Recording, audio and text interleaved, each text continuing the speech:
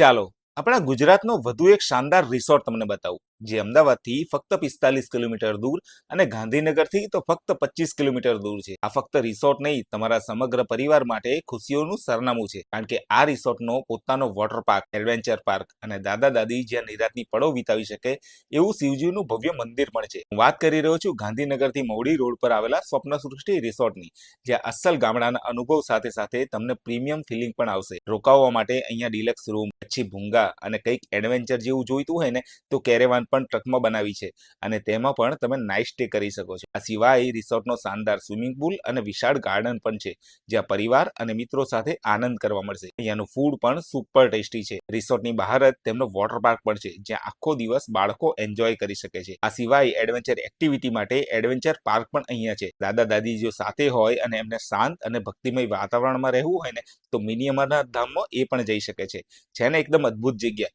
જો તમે પણ આ વેકેશનમાં કંઈક પ્લાન કરતા હોય ને તો આ જગ્યા તમારા માટે એકદમ પરફેક્ટ છે. બુકિંગ માટે કોન્ટેક્ટ નંબર અને સરનામું સ્ક્રીન અને કેપ્શનમાં આપી જ દીધા છે. તો ગુજરાત અને ગુજરાતની બહારના શાનદાર રિસોર્ટ જોવા માટે મને ફોલો જરૂર કરી દેજો.